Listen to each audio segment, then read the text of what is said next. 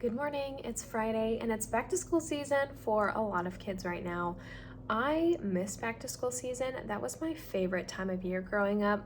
I loved buying a new backpack, getting new clothes. I loved all the pens, the notebooks, the paper. Was definitely my thing. And as I've gotten older, I kind of miss that back to school season. When I was in Barnes & Noble last week, I came across this Hello Kitty planner and it was so cute, and I was so sad to find out that it was an academic planner. So I had pages for like due dates and exams, and that just doesn't really make sense for my life because I'm not a student.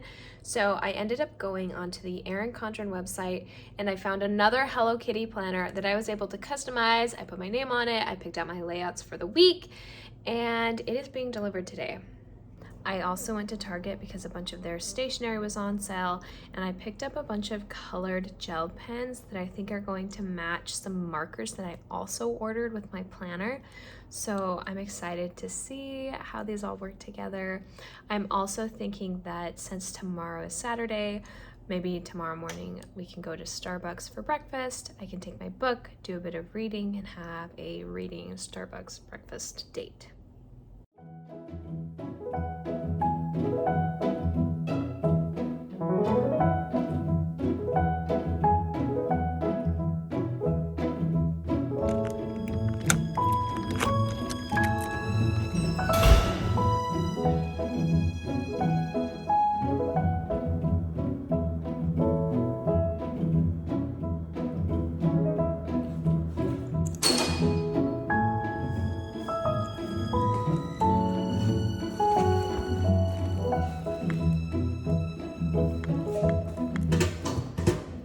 First off, I got these roller stamp pens. I thought these would be really cute to use for my planner. Also just journaling, bullet journaling in general. They make these little patterns and I've never seen anything like this before, so I just had to try it. And then these must just be some stickers that they added into the package. There's a ruler and I added my name, and then this says kindness grows from within with this adorable illustration of Hello Kitty and a little mouse. I think this page you can write on with a dry erase marker because it's laminated, and it looks like this is a to-do list design, so that's kind of cool. Oh, this is a discount code for 20% off.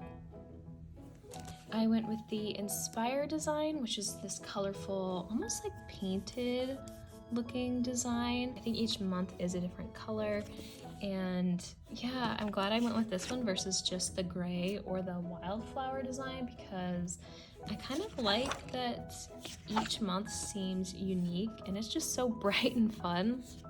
The first page is this year overview.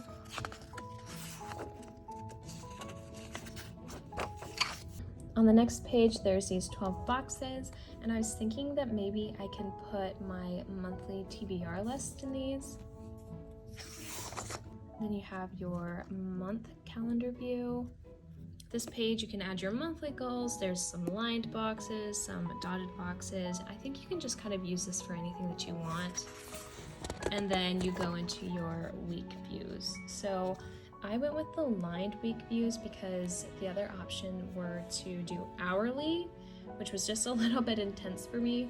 And then the third option was to do like columns, and I just felt like the columns were going to be too thin width-wise to really write anything. So that's why I went with this design, so I have plenty of space to write stuff down, and I also have this little box, and I might use this little box to track my reading or something. And at the very end, there's just some aligned paper so you can take whatever notes you need. There's also stickers in the back, so that's fun. Oh my gosh, look how cute.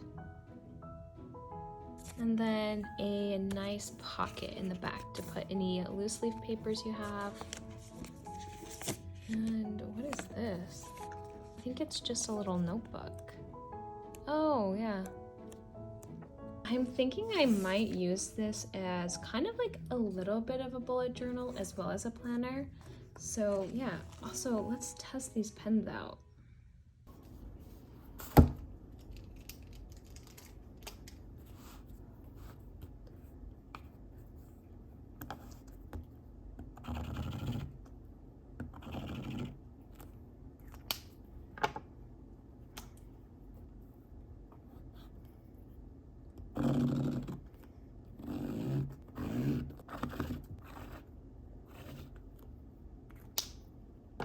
here is what the markers look like. I think the idea is cool, but the execution needs a little bit more work because it's quite difficult to control the direction of the pen. So in order to get a good straight line and one that's not kind of like smearing, you have to go pretty quickly. But when you start rolling too fast, then you kind of lose control of the direction and then you get these slanted lines. My favorite's definitely the blue and orange. I think these two, as far as the actual rolling, those are the easiest to control.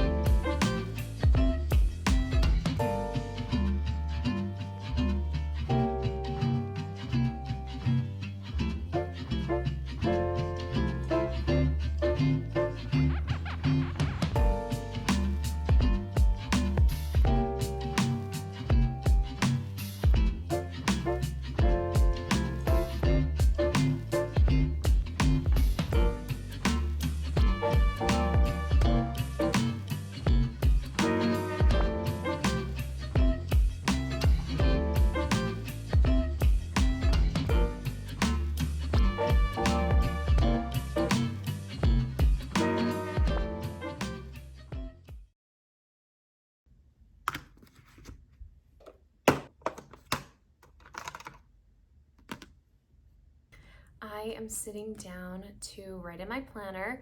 I do have to admit that this has been sitting by my bed for a few days now, and I kind of didn't want to write in it because it's empty, there's nothing in it yet.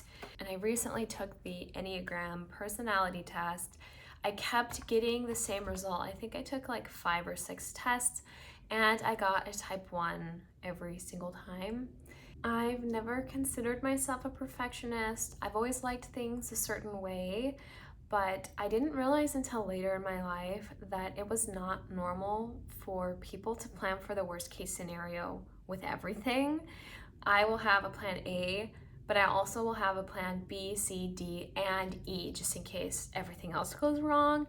And so that is something that I have learned about myself recently, and I do see it now that I really think about it. I do see those tendencies. I am also reading the book Atomic Habits by James Clear. I kind of struggle sometimes when books have a lot of sport analogies because I am not a sport person and that does not really interest me. But I've finally gotten past that in the first bit of the book. The philosophy in this book is that goals aren't bad, but they can be a little bit limiting in that it's pretty common that once somebody reaches their goal, it falls apart from there. They hit it, and then that's the end.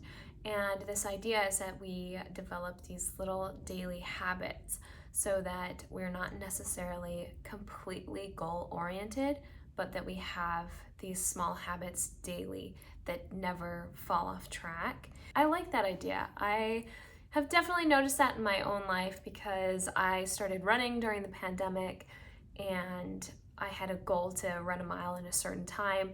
And once I hit that goal, I just kind of stopped running. And same with yoga. I really love yoga, but I'll do like the 30-day yoga challenges and then afterward it kind of just fizzles out.